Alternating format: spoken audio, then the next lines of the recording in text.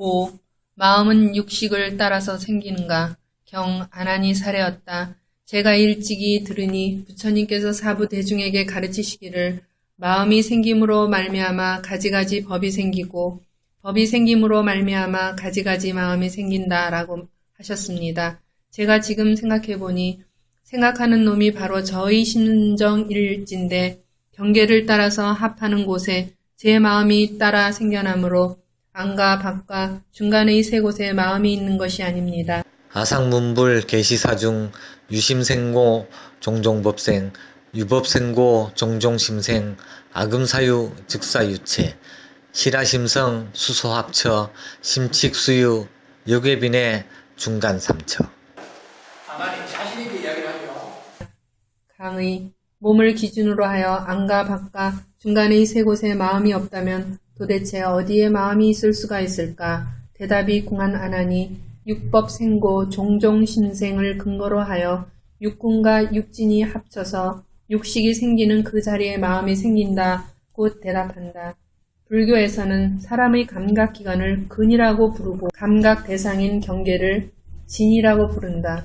6개의 감각기관인 눈, 귀, 코, 혀, 몸 뜻인 육군이 6가지 경계인 빛깔, 소리, 냄새, 맛, 촉감, 법진인 육진을 상대하면 그 인연으로 각각 안식, 이식, 비식, 설식, 신식, 의식이라는 육식이 생긴다.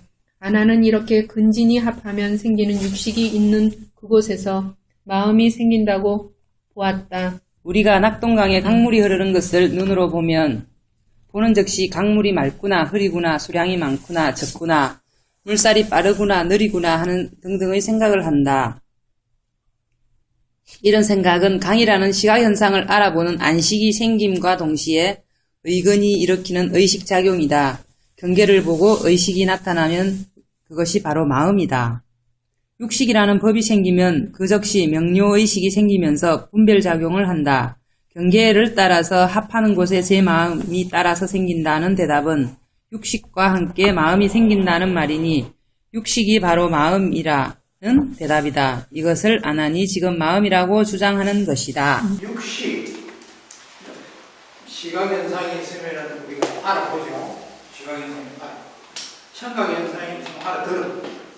그리고 알아보고 알아듣고 그것이 안식, 이식, 육식이. 그리고 육식이 일어날 때 우리 마음도 거기 있다. 이거를 이제 65페이지 밑에 한 번에 보면 밑에 세 번째 안한 아상문불 계시사주 그러고 다음 해놓고 유심생고로 종종법세나 마음이 생기는 까닭 때문에 가지가지 법이 생깁니다. 유법생고 종종법세 법이 생기기 때문에 가지가지 마음이 생깁니다. 그래서 바꾸져서 빼버리고 심생고로 종종법을 빼버리고 법생고로 종종심생입니다. 요걸 가지고 있다. 마음이 어디 있느냐? 법에 따라.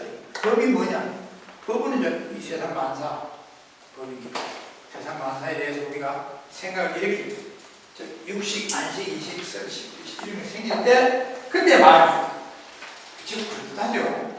불뜻한 답이라. 부처님께서 화살.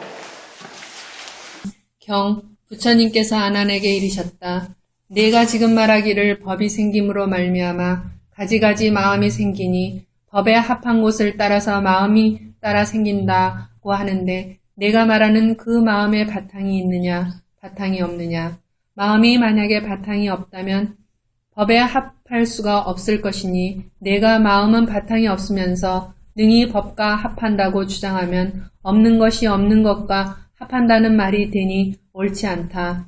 만약에 마음이 바탕이 있다면 내가 손으로서 내 몸을 때리는 경우에 너희 아는 마음이 안에서 나오느냐 밖에서 들어가느냐. 만일 안에서 나온다면 또한 몸 안을 보아야 할 것이요. 만약 밖에서부터 들어왔다면 먼저 내 얼굴을 보아야 할 것이다. 불고안한 여금설은 유법생고 종종심생 수소합처 심수유자 시심무체 칙무소합 약무유체 이능합자 칙십국의 인칠진합 시불련 약유체자 여여이수 자질기체 여소지심 위분해출 위종외입 약분해출 환견신중 약종외래 선합견면 강의 부처님이 여기에서 마음에 대한 안한의 소견을 검증하신다. 육식이 생기면서 마음이 따라서 생긴다면 그 마음이란 것이 원래 바탕이 있는가, 바탕이 없는 것인가, 또 만약 마음이 바탕이 있다면 그 바탕이 하나인가, 여러 개인가, 그리고 그 마음이 몸 안에 두루한가, 아니한가, 먼저 마음이라고 지칭할 만한 무슨 바탕이 있다면 마음의 출입과 동정에 따라 그 흔적이 있어야 한다. 또 마음이라는 것이 아무 바탕이 없다면 아무것도 없는 마음이 법과 합한다는 현상이 일어날 수가 없으니 마음의 작용인 요지나 능지가 없어야 한다. 그런데 마음은 바탕이 있는 것이 아니어서 흔적이 없고 또 바탕이 없는 것이 아니어서 요지작용도 한다. 그렇다면 마음은 바탕이 있는 유인가 바탕이 없는 무인가 어느 쪽으로 대답을 해야만 정답이 될 수 있을까?